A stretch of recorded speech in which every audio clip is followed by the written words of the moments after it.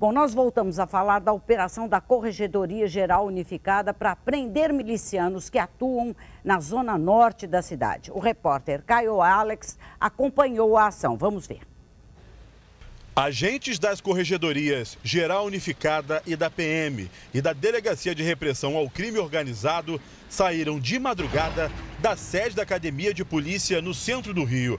Os 250 policiais estavam divididos em 71 equipes e foram cumprir 30 mandados de prisão e 67 de busca e apreensão contra integrantes de 3 milícias que agem nos bairros de Brás de Pina e Cordovil. As investigações começaram há 5 meses. Uma parte das equipes veio aqui para este residencial no conjunto do Quitungo. O principal objetivo é tentar localizar um policial militar e o irmão dele, o César Simão, vulgo Cesarinho. De acordo com informações da CGU, esses 2 homens são ligados ao PM Márcio Gabriel Simão, o vulgo Marcinho do Quitungo, que é apontado como o chefe da milícia aqui nesta região.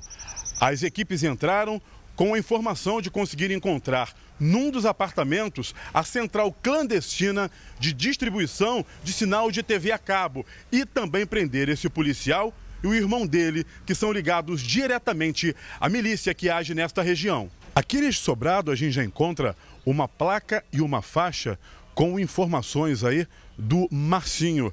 Os agentes que pararam aqui neste ponto vistoriaram os carros que estavam saindo do condomínio. Neste carro, os policiais encontraram essa pistola, carregadores e um colete que estava com este rapaz. De acordo com informações ali dos agentes, ele foi detido, já que o porte dele, ele não poderia estar utilizando esta arma, andando com ela no carro, passando pela rua. Estava saindo aqui do condomínio, teve o carro revistado e esse equipamento encontrado dentro do veículo. No condomínio Morada do Sol, os policiais da CGU prenderam César Simão, conhecido como Cesário. Ele seria o braço direito do irmão, o policial militar Márcio Gabriel Simão, o Marcinho Quitungo, chefe da milícia Bonde dos Galácticos, que atua na região e que também foi preso. Na casa dele foram apreendidos carregadores e fardas da PM. O principal foco da operação era prender 10 policiais militares, 2 policiais civis e 1 militar do Exército que integram as 3 milícias. Elas juntas lucrariam quase 3 milhões de reais por mês com a exploração da gatonete, venda de gás e transporte alternativo. Os policiais encontraram também nesta casa uma central clandestina de TV a cabo, aqui uma antena e ali atrás, nesse ponto aqui, onde ficavam os equipamentos que são utilizados aí para fazer a retransmissão da programação. Os policiais da Draco chegaram aqui e conseguiram estourar essa central. Todos os equipamentos foram apreendidos. João Carlos Custódio Brito foi preso no local. A operação terminou com 18 mandados de prisão cumpridos, equipamentos, armas e carregadores apreendidos. Dos 10 policiais militares, temos um apenas que ainda não foi capturado e resta prender um policial civil. Olha, o braço da milícia, claro que tem policial envolvido, claro que tem, mas o braço da milícia é político. Não tem miliciano solto por aí, eu resolvi ser, não. Ele é de um grupo político. Até hoje, todos os milicianos presos pertenciam a um grupo político. Nós vimos assim, lá em Campo Grande, com Jerominho e Natalino, e depois com o Girão, lá em Rio das Pedras, não, como é que chama? Em Gardênia Azul. O Girão fui eu que me mexi todo para prender esse infeliz. É Gardênia Azul. Então tem um braço político, agora tem braço que é mais forte que o outro, entendeu? Em braço fraco, vai mais depressa a ação policial e prende mais rápido. Tá precisando entrar a polícia em Jacarepaguá e Rio das Pedras. Rio das Pedras entrou uma vez, mas já mudou de dono. já tem um outro padrinho político cuidando de Rio das Pedras. E quando esse cara, como é que é? Bonde dos Galácticos, bota uma faixa, Feliz Natal, não é porque ele está desejando Feliz Natal à população, que ele quer que se lixe, quer que pague e se lixe. É porque ele já tem a pretensão de sair candidato a deputado ou a vereador. Como a próxima eleição é de vereador, devia ser nessa. Um dia depois de ser solto pela justiça, o comandante do batalhão de São Gonçalo, coronel Djalma Beltrame, foi exonerado do cargo. Ele foi transferido para a Diretoria Geral de Pessoal, que é considerada a geladeira da PM. Eu vou chamar o Fernando César. Ele está com o presidente da Associação dos Delegados de Polícia do Rio de Janeiro, Dr. Vladimir Reale. Oi, Fernando. E aí? O desembargador disse que ele podia voltar para o comando do 7º Batalhão, mas não foi isso que decidiram fazer não, né? Ele foi exonerado, né, Cidinha? Alegando que é melhor, é um momento para ele ficar mais tranquilo, enfim, ele não teria condições psicológicas para voltar a comandar o batalhão de São Gonçalo. Agora, Cidinha, o desembargador Paulo Rangel, ele que decidiu pela soltura aí do tenente-coronel Beltrame, ele foi policial civil, detetive, virou promotor e há pouco tempo virou desembargador. Delegado, boa tarde, obrigado pela sua participação. Como é que a Associação dos Delegados recebeu essas críticas feitas pelo desembargador em relação ao trabalho do delegado Alan Luchardo? Preliminarmente, minha cara Cidinha Campos, nós gostaríamos de ressaltar que não há nenhuma crise entre a Polícia Ostensiva Militar e a Polícia Judiciária Civil.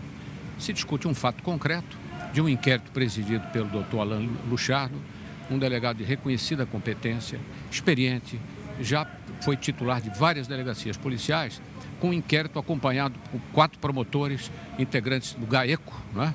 Que, por sua vez, é um juiz responsável pela supervisão do inquérito, lá de São Pedro da Aldeia. Né? Sucede que essa decisão, embora tenha sido polêmica, na realidade foi decorrente de exame de fatos.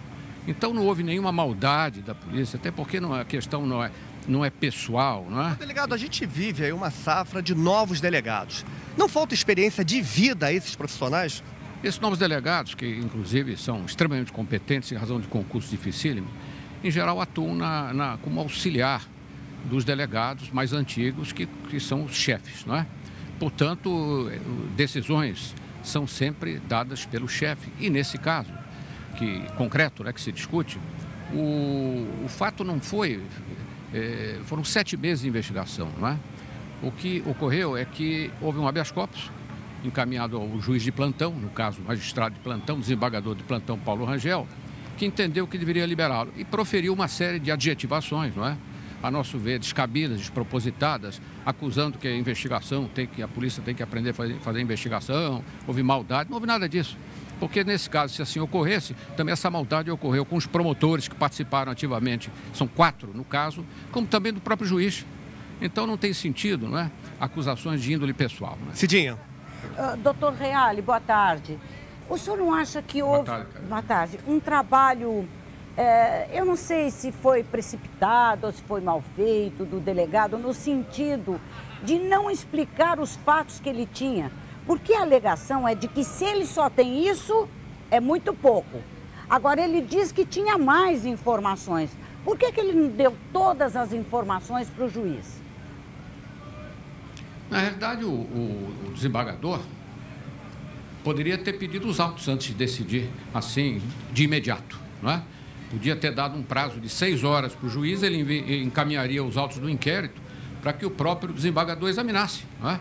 Não é crível que, evidentemente, um grupo tão grande, não é, que tivesse feito um trabalho realizado durante 7 meses, trabalho que resultou na prisão de outros policiais militares, fosse feito de forma maldade, não é?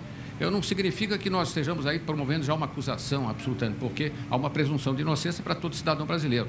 Mas o certo é que não faz sentido que essa decisão do nobre desembargador Paulo Rangel, que eu conheço pessoalmente e respeito, tenha sido o quê? Despropositada, emocional. Quer dizer, um magistrado tem que decidir com base na prova dos autos, com serenidade, com firmeza e sem pirotecnia, me desculpe a expressão, não é? Agora, doutor Reale, o coronel tem sinais exteriores de pobreza. Ao contrário de muito bandido, vagabundo, o coronel tem sinais exteriores de pobreza. Ele mora em casa alugada na Baixada Fluminense. Isso pesa na análise de um juiz? Veja bem, eu suponho que o juiz que decidiu pela prisão temporária, repito, a autoridade policial, o delegado, não tem poderes de decretação de prisão. Ele só pode prender em flagrante delito e também sujeito à apreciação judicial. Então, eu imagino que o juiz que decidiu pela prisão, que mandou prender, tem analisado isso tudo, juntamente com 4 promotores de justiça que integram o grupo GAECO do Ministério Público. Quer dizer, não foi uma decisão isolada do delegado, que tenha pedido uma prisão assodada ou antecipada. Aquilo deve ter sido examinado. Eu não tenho, obviamente, não conheço o detalhe dos autos, mas pressuponho que um juiz, ao decretar uma prisão, ele tenha uma convicção de que isso deva ser feito.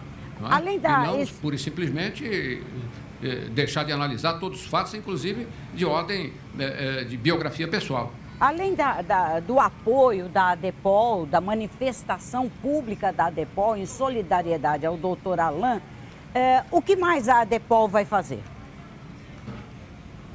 A ADEPOL vai acompanhar os fatos, né? Esperando que tudo seja devidamente esclarecido, assim como o que vai ocorrer com a tramitação do inquérito, porque também causou uma certa surpresa que na decisão do eminente desembargador ele já tenha, como está no site do Tribunal de Justiça, já afirmado que o coronel seja retirado da investigação com a respectiva baixa na distribuição, até que novos elementos convincentes sejam trazidos à superfície do inquérito policial. Quer dizer, ele, na realidade, está quase que absolvendo o coronel numa fase meramente preambular. Eu não digo que as prisões devam ser decretadas à torta e à direita, não. Eu acho que o devido processo legal deve ser bem respeitado. Isso está na Constituição, a ampla defesa. Agora, o que não se pode é exatamente satanizar o delegado, que não fez um trabalho sozinho.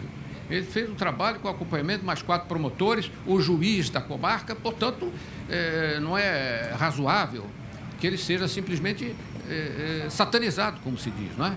Ele faz parte de um grupo que buscou e busca ainda, e certamente buscará, o resultado final. E eu imagino que esses dados todos estejam dentro dos autos. Só que o próprio eminente desembargador, Paulo Rangel, não pediu os autos para examinar, o que era absolutamente, a nosso ver, com todo o respeito, necessário.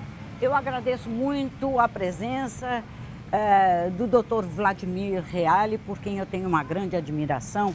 E é muito perigoso esse negócio do pré-julgamento ou o julgamento emocional.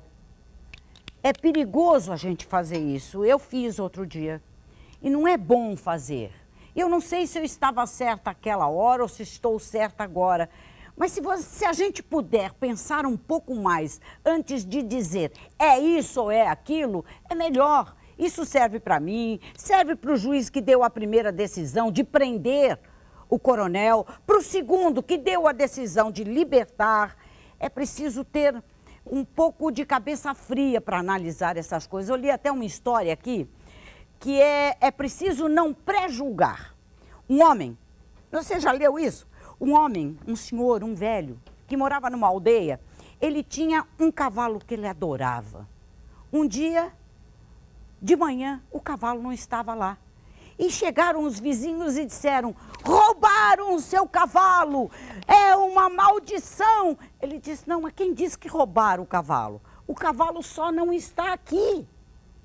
Passado 15 dias, o cavalo aparece acompanhado de outros 6 cavalos. E os vizinhos voltam, não era uma maldição, era uma bênção, porque os cavalos vieram com mais 6. Ele diz, calma, não é uma bênção, apenas os cavalos voltaram. Alguns dias depois, o filho desse ancião estava domando um dos cavalos selvagens que chegou junto com os dele e caiu do cavalo. O cavalo derrubou o rapaz e o rapaz quebrou as 2 pernas. E daí voltaram os vizinhos afobados dizendo, era maldição, o seu filho não vai mais poder andar. Calma, meu filho só quebrou as pernas. No dia seguinte, foi declarada a guerra. E todos os jovens da aldeia tiveram que ir para a guerra, menos o filho dele, que não podia ficar de pé. Isso é uma lição.